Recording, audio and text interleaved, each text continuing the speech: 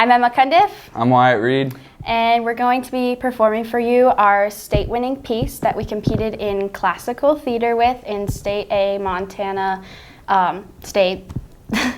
It's basically about a newlywed couple on their way to New York for their honeymoon, and basically we're on a train talking about what we're going to do when we get there. So this is Here We Are by Dorothy Parker, written in 1931. Well, here we are. Here we are, aren't we? I should say we are. Yup, here we are. Well, How does it feel to be an old married lady? oh, it's too soon to ask me that. At least, goodness, we've only been married about 3 hours, haven't we? We have been married exactly 2 hours and 26 minutes. It seems longer. No, it is hardly 6:30 yet. It seems later. I guess it's because it starts getting dark so early. It does at that. The nights are gonna be pretty long from now on. At least, it starts getting dark early. I didn't have any idea what time it was. I sort of don't know where I am or what it's all about. Getting back from the church, and then all those people, and then changing all my clothes, and then everybody throwing things and all. Goodness, I don't see how people do it every day. Do what? Get married. You think of all the people all over the world getting married just as if it was nothing. Well, let's not worry about people all over the world. We've got something better to think about. What do you care about them? I know, but I just sort of got to thinking of them. All of them doing it all the time. At least, getting married, you know. You think of them, all of them, doing it just as if it wasn't anything. And how does anybody know what's going to happen next? Let them worry. We know darn well what's going to happen next. We know it's going to be great. We know we're happy, don't we? Oh, of course. Look at us, all married and everything done. The wedding all done and all. It was nice, wasn't it? Did you really like my veil? You looked great, just great. I guess you're feeling sort of nervous? Me? What have I got to be nervous about? Goodness, I'm not nervous. You know, lots of times they say that girls get kind of nervous and yippy on account of thinking about. It's like you said, things are also sort of mixed up right now, but afterwards it'll be all right. Look, honey, you don't look any too comfortable. Don't you want to take your hat off? I guess I will take this darn old hat off. It kind of presses. Do you like it, sweetheart? Looks good on you. No, but do you really like it? I know this is the new style and everything like that, and it's probably great. I don't know anything about things like that. Only I like the kind of hat like that blue hat you had.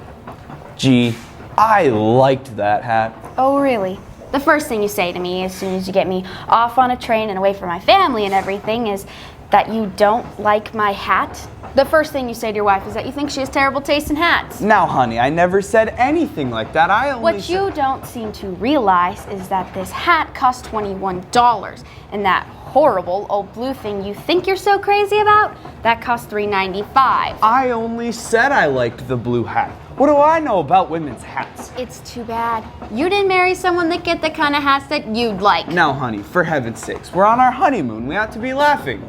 We used to squabble a lot when we were going together and then engaged and everything, but I thought everything would be different as soon as we were married. Now I feel sort of strange. I feel so sort of alone. Well, you see, sweetheart, we're not really married yet.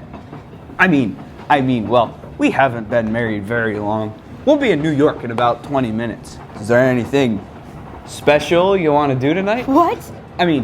Would you like to go to a show or something? Why, whatever you like. I sort of didn't think people went to theaters and things on there. I've got a couple letters I simply must write. Don't let me forget. Oh, you're going to write letters tonight? Well, you see, I've been perfectly terrible. What with all the excitement and everything. I never did thank poor old Mrs. Sprague for her berry spoon, and I never did a thing about the bookends the McCaster sent. It's just too awful of me. I've got to write them this very night. And when you finished writing your letters, maybe I could get you a magazine or a bag of peanuts. What? I wouldn't want you to be bored. As if I could be bored with you, silly. Aren't we married? Bored. What I thought when we got in, we could go right up to the Biltmore, leave our bags, have a little dinner in the room, kind of quiet, and then do whatever we wanted. Let's just go right up there from the station. Yes, let's. I'm so glad we're going to the Biltmore. I just love it there. The twice I've stayed, Mama and Papa and Ellie and I was just crazy about it. I always sleep so well there. I go right off to sleep the minute I put my head on the pillow. Oh, you do?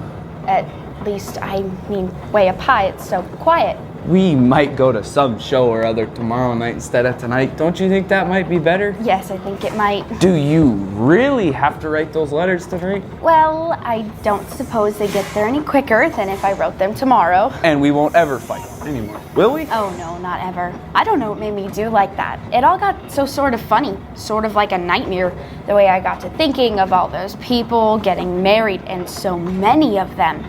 Everything spoils on account of fighting. I got all mixed up thinking about them. Oh, I don't want to be like them, but we won't be, will we? Sure, we won't. We won't go all to pieces. It'll all be different now we're married. It'll all be lovely. Reach me my hat, will you, sweetheart? It's time I was putting it back on. Thank you. I'm sorry you don't like it. I do so like it. You said you didn't. You said you thought it was perfectly terrible. I never said any such thing. You're crazy. All right. I may be crazy. Thank you very much, but that's what you said.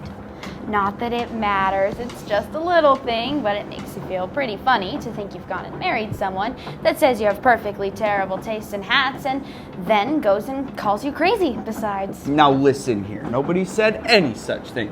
Why, I love that hat. The more I look at it, the better I like it. I think it's great. That isn't what you said before. Honey, stop it, will you? What do you want to start all this for? I love the darn hat. I mean, I love your hat. I love anything you wear. What more do you want me to say? Well, I don't want you to say it like that. I said I think it's great. That's all I said. Do you really? Do you honestly? Oh, I'm so glad. I'd hate for you not to like my hat. It'd be sort of such a bad start. Well, I'm crazy for it. Now we've got that settled, we're not going to have any bad starts. Pretty soon we'll be a regular old married couple. Well, in a few minutes we'll be getting into New York. And then we'll be going up to the hotel. And then everything will be all right. Well, look at us. Here we are, married. Here we are. Yes, here we are, aren't we? And that's our piece.